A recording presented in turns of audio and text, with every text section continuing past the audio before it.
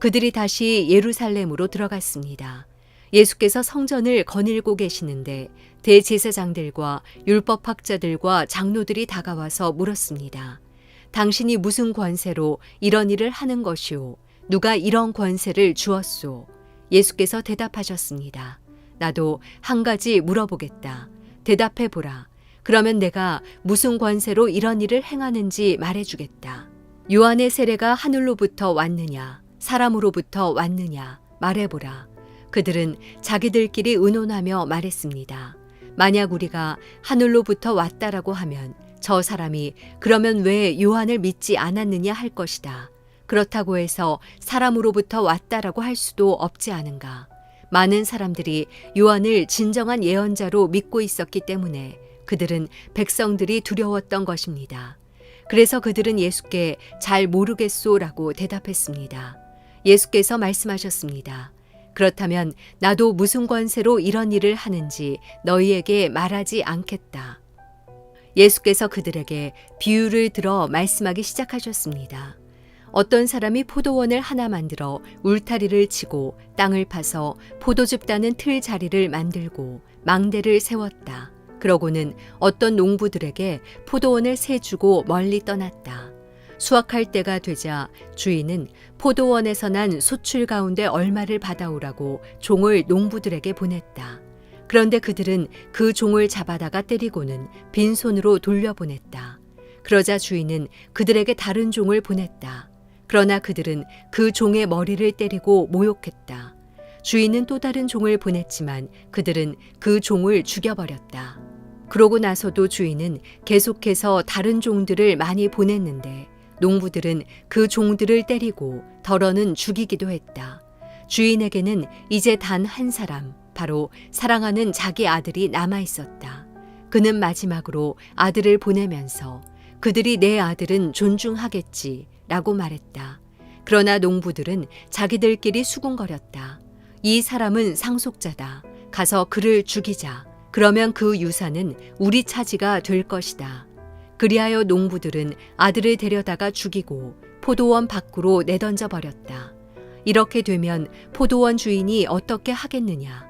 그가 와서 그 농부들을 죽이고 다른 사람들에게 포도원을 줄 것이다. 너희는 성경에서 이런 말씀을 읽어보지 못했느냐? 건축자들이 버린 돌이 집 모퉁이의 머릿돌이 됐다. 주께서 이렇게 하셨으니 우리 눈에 놀랍게 보일 뿐이다. 그러자 그들은 예수께서 말씀하신 이 비유가 자기들을 가리켜 말씀하시는 것임을 알아차리고 예수를 체포할 방도를 모색했습니다. 그러나 백성들을 두려워해 예수를 그대로 두고 가버렸습니다. 새로운 하루가 시작됐습니다. 이 아침에 하나님께서 우리에게 말씀을 허락하십니다. 그 말씀 앞에 나아가 허락하신 말씀에 감사하며 믿음으로 그 말씀에 반응하고 또 믿음으로 결단하며 하루를 시작하면 좋겠습니다. 오늘은 마가복음 11장 27절에서 12장 12절까지의 말씀을 함께 나누기 원합니다. 오늘 본문은 두 가지의 주제를 다루고 있습니다. 한 가지는 권세의 논쟁이고 다른 한 가지는 예수님께서 비유로 말씀하신 악한 포도원의 농부에 대해서 말씀하고 계십니다. 특별히 악한 포도원의 농부는 우리가 잘 알고 있는 비유의 말씀입니다. 예수님께서 당시의 유대 지도자들에게 비유로 들어 말씀하신 내용이지요. 포도원의 주인은 먼 길을 떠나고 그 포도원을 종들에게 맡깁니다. 그리고 시간이 흘러 종을 보내요. 마땅히 수확한 것들을 가져오라 라고 명령합니다. 그런데 포도원을 지키고 있던 농부들은 주인이 보낸 그 종을 때리고 모욕하고 또 죽이기까지 합니다. 그 일이 몇 번 반복된 뒤에 이제 마지막으로 주인의 하나밖에 없는 사랑하는 아들을 보냅니다. 그때의 주인은 이렇게 마음을 먹습니다. 다른 종들은 모르지만 나의 아들은 그 종들이 존중하겠지라는 마음을 품고 말입니다. 그러나 악한 포도원의 농부들은 여지없이 그 아들을 죽입니다. 그리고 그 모든 것들을 차지하고자 탐욕스럽게 나옵니다. 이런 동화 같은 이야기, 비유를 들어 예수님께서 당시의 유대인들을 질타하시고 훈계하시고 또 저주의 말씀처럼 전하는 비유의 말씀이죠. 오늘 말씀을 통해서 우리는 무엇을 우리 삶 가운데 돌아보고 또 말씀으로 적용하며 깨달아야 할지 말씀을 깊이 묵상하면 좋겠습니다. 우선 주인이 보낸 사랑하는 하나밖에 없는 아들은 누구를 비유합니까? 맞습니다. 지금 말씀을 전하시는 예수님이지요.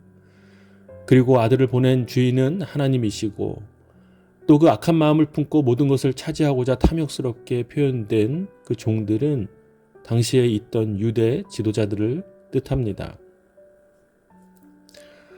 그러면서 예수님께서는 그들에게 무엇이라고 말씀하십니까?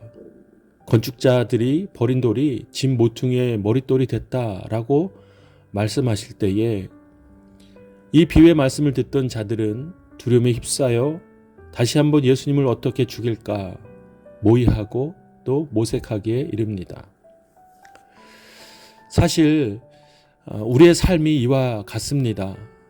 우리도 사실은 예수님께서 우리 삶 가운데 찾아오셨지만 세상에 있는 우리의 탐욕 때문에 여전히 내 안에 뿌리 있게 못 박혀 있는 나의 그릇된 자아 때문에 날마다 예수의 이름을 죽일 때가 있습니다.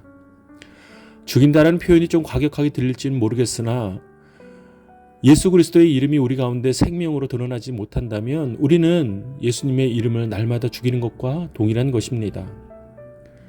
또 하나님께서 우리에게 예수님을 보내셨을 때에 마땅히 우리에게 기대하시는 삶의 열매가 있는 것입니다.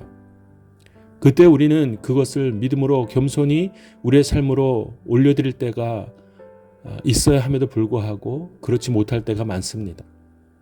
사랑하는 여러분, 오늘 예수님께서 비유로 들어 말씀하신 이 대상은 다른 사람이 아니라 바로 나라는 사실을 다시 한번 우리가 겸손히 받아들이고 우리의 삶을 돌아보며 그렇게 나아가는 오늘 하루가 되면 좋겠습니다.